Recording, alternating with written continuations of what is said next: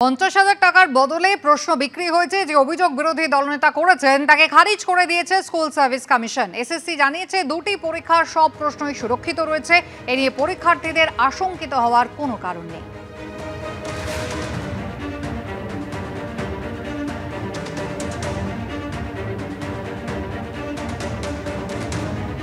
আগামীকাল নবম দশমের জন্য যে এসএসসির পরীক্ষা তা শুরু হবে বেলা 12টায়। তার আগে গতকালই আমরা দেখলাম বিরোধী দলনেতা শুভেন্দু অধিকারী তিনি একেবারে চাঞ্চল্যকর দাবি করলেন টাকার আগে প্রশ্ন, টাকা দিয়ে প্রশ্ন বিক্রি হচ্ছে, এমনটাই অভিযোগ তিনি করেছেন। এমনকি তার কাছে অডিও টেপ রয়েছে বলেও দাবি তার।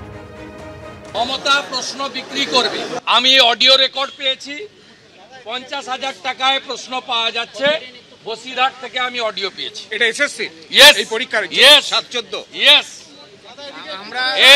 ও জানে ওএমআরে হাত দিতে পারবে না। চোর মমতা প্রশ্ন বিক্রি করবে, তার ভাইপো মাল তুলবে।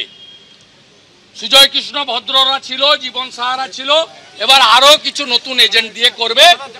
বিরোধী দলনেতার এই চাঞ্চল্যকর দাবি যার পাল্টা সুর চড়িয়েছে শাসক দল।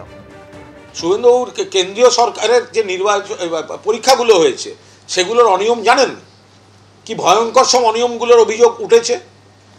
ফলে একটা সবে কেন বিভ্রান্তি তৈরি করছেন? এতগুলো ছেলে মেয়ে চাকরি পাবে, একটা পরীক্ষা আসছে, পরীক্ষাগুলোকে তো বাদ রাখুন এই রাজনীতির থেকে। আর এরই মধ্যে প্রশ্ন ফাঁসের মিথ্যে অভিযোগ তুলে সোশ্যাল মিডিয়ায় পোস্ট করার অভিযোগে এক ব্যক্তিকে গতকাল গ্রেফতার করেছে পুলিশ। ধৃতের নাম অরিন্দম পাল। পুলিশ জানিয়েছে দুদিন আগে এই পোস্ট করেছিলেন ধৃত ব্যক্তি, যেখানে তিনি নিজেকে মুর্শিদাবাদের বাসিন্দা বলে দাবি করেন এবং লেখেন ফোনে চাকরি দেওয়ার নামে তার থেকে 14 লক্ষ টাকা চাওয়া হয়। ফোনে বলা হয় পরীক্ষার দুদিন আগেই প্রশ্ন এবং উত্তরপত্র তাকে দিয়ে দেওয়া হবে। এই পোস্ট নজরে আসতেই পুলিশ নড়ে চড়ে বসে। পরে তদন্তে গোটা ঘটনা অন্যদিকে মোড় নেয়। পুলিশ জানিয়েছে ধৃত ব্যক্তির বাড়ি মুর্শিদাবাদে নয়, পশ্চিম মেদিনীপুরের চন্দ্রকোনায়। পুলিশের দাবি ধৃত এই অরিন্দম পাল চন্দ্রকোনার মাংরুল গ্রামের বিজেপি নেতা। বিজেপির একাধিক হোয়াটসঅ্যাপ গ্রুপের সঙ্গে সে জড়িত। সরকারকে কালিমালিপ্ত করার জন্যই এই ফেসবুক পোস্ট করা হয়েছে বলে দাবি পুলিশের।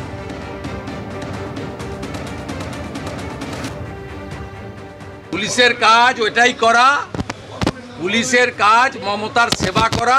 ডাক্তার সোরেনদেরকে পিটিয়ে মারা, সুবল সোরেনদেরকে পরোক্ষভাবে মৃত্যুর জন্য দায়ী এরা।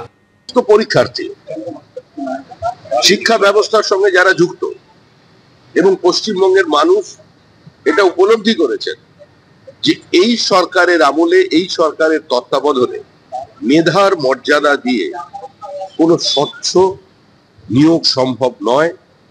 পরীক্ষা ব্যবস্থাকে সম্পূর্ণভাবে কলুষিত করে দিয়েছে তৃণমূল কংগ্রেস।